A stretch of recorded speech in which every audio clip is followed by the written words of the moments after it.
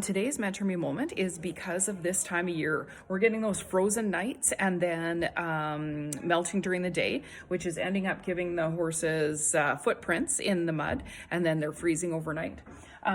We're ending up with a lot of abscesses on horses, so really interesting for you guys to be keeping an eye on that. Make sure that you are literally leaning down, and if I can get the camera at the right angle here, leaning down and just having a little feel of the temperature of your horse's cornet band.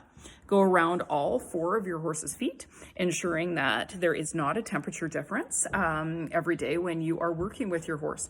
This will really help you know what your horse's normal is, and maybe be able to catch something before it becomes something bigger.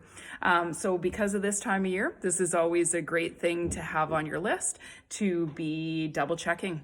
So one of the things I want you guys to think about today is the placement of your horse's body as you're working. So today I'm working on this beautiful gelding, and as I stroke down here, I'm coming back down the caudal border of long head of the triceps, in between the seam there for my serratus tissue. And as I come down here, I'm getting really regular spasming, and I don't know, sorry, I'm always doing these by myself. And yeah, there you can really see the spasming just as I'm stroking up through there. Of course, we've got some pectoral tissue coming around the side. We've got fascia surrounding. We've also got our fascia that is coming down and surrounding the elbow. I don't know if you can really notice on this horse how rotated inward his elbow is. And for me to be able to get in here, it's really, really tight. One of the things that I like to do is if I just pick this leg up, I can get into that tissue totally different, work through the tissue surrounding the elbow totally different. And then once I've done that, I'll be able to get rid of this spasming. So instead of working away where it was so tender with the leg down, I went ahead and picked the leg up. Of course, I had to set the phone down during that. Did my massage work surrounding that elbow. And you can even see there when he picked it up how much more mobility there is in there. See, I can get my fingers, sorry, camera was turned, get my fingers all the way in there without any issues, and no more spasming when you stroke up through that tissue. So I think that's an important thing to think about, to make sure that if something's too tight, you try to move the horse to allow the horse to have the most comfort as you work. I'm just leaving a client's farm, and something that comes up quite a bit for people is that you work so hard to get through an issue, and the saying is it's easier to become great than to stay great. So today it really came up for me because this owner had been working so hard on this horse's exercises and has really brought the horse a long, long way. And this month, when I went to see the horses had a huge backslide. And I had said to her, my goodness, what happened? Have we had re-injury or what's going on? And she had just said that she was finding it hard to keep going on the program because she felt like she'd gotten there, like she'd done it. You know, they had lived it. It was over. And so she thought, you know, that she had come to a place where the horse was able to sustain itself. And oftentimes, yes, we or horses or any muscle will gain back that muscle memory. But the fragility part is when the muscle is just getting back to strength and is not 100% there and not used to having that strength. And so when the muscle atrophies off, it actually atrophies much quicker than you would think that it would. It takes so long to build it up, and it's so easy for that muscle tissue to fall off. So that's our Mentor Me moment today, for you guys to really think about if you've worked on something and it's really working, when do you get to back off? And as I said to her, instead of backing off, what we're going to do, of course, is build this horse back up. Once we have him built up, we're going to change the intensity of his exercises. We're going to make his exercises quite a bit harder in that he has to do them more dynamically so that she doesn't have to spend as much time on the exercises, but she's still getting the same quality of building of the tissue, but also the range of motion that exercise is giving her. So that's something to think about, is that no, you don't always have to be doing the exact same exercises for the rest of your life at the same repetition. In fact, the horse will normalize to that, and then that will no longer be where we need to keep that horse at a specific level of building and range of motion. But we'll actually make those exercises more dynamic.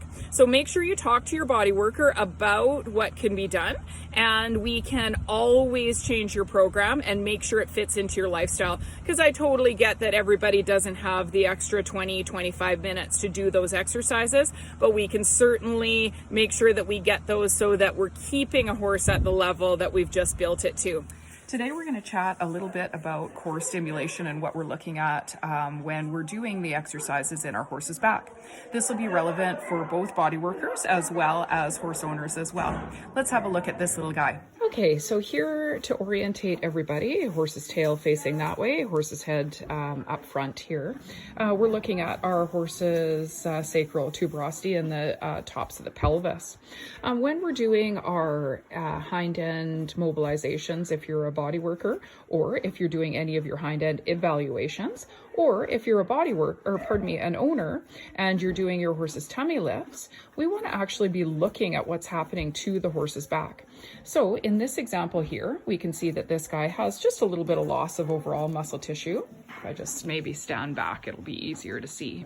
Just a little bit of loss of overall muscle tissue. He is a school horse, and we are seeing a little bit of a dip in his back, and he is an aged horse as well. So all normal things when we've got a horse doing this job and at this age.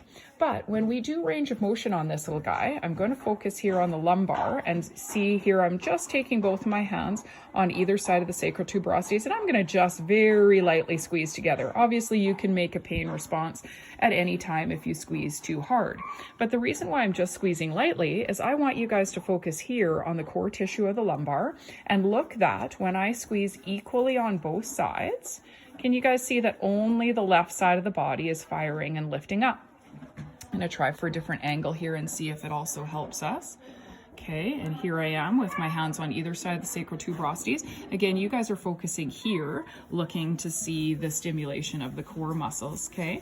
And I'm pressing equally on either side, and I think we can pretty easily see here that we've got stimulation coming on this side, but not on this side, and the horse's tissue is not jumping up on this side. For body workers, we'd be looking at what we could do to stimulate this area. For you horse owners, please make sure that you're noting these type of things when you're doing your belly lifts or doing any of your tail range of motion, that both sides of the body are actually firing together. Otherwise, we're losing half of the work that we'd like to get done on this horse, and also telling us that the right side of his core tissue is not firing correctly. I'm going to do a couple stimulation exercises with the tail on this horse and show you guys the result of that. I'm going to use lateral tail pull for an exercise on this horse. I am actually going to do it on both sides of the horse's body, but just showing you the action of it here on the right side, just because the lighting is better in this stall on this side. Here I'm pulling the tail to the side, and you guys can see that lateral stabilizer and your quad muscle jump up in response to this. I'm going to do 2 or 3 of these on both sides and show you what it does to the spine. Okay, I'm done those on both sides of the body, and now I'd like to show you what changes in the spine. Let's go with the same 2 angles that we showed before. Here I am with stimulating, and now can you guys see that the right side's jumping up? Not quite as equal, but definitely firing way more than it was before. And here I am finding that sacral tuberosity. Again, you guys are watching this zone here, and I'm going to squeeze equally on both sides, and you can really see there that now we've actually got the right hand side jumping up. Making sure that you're understanding what's happening with your exercises and really truly evaluating if you're getting the response that you want from the horse is a key thing for both body workers, but also horse owners, because we don't want to spend our time doing the exercises and them actually not getting the result that we want within the horse's body. This is a great example of a horse that needs some stimulation on this right-hand side of his body before he's going to be able to use both sides of his core correctly and get the benefit out of things like belly lifts and the other isometric exercises that these guys are doing. Hopefully you guys are soaking up some sunshine today. Beautiful day here in Calgary, Alberta, Canada. I wanted to talk to you today about the team members that surround your horse. Had a fantastic conversation with a team member regarding the last client I just did, and it really made me think to myself, everybody should be thinking about this with their own horse. We all have these team members that support our horse, our body worker, veterinarian, farrier, saddle fitter. And sometimes we forget that if we could bring all of those team members together and have them be able to discuss the horse, we might actually be able to get further with that particular horse than we would have if we are not utilizing those team members as effectively as we could be.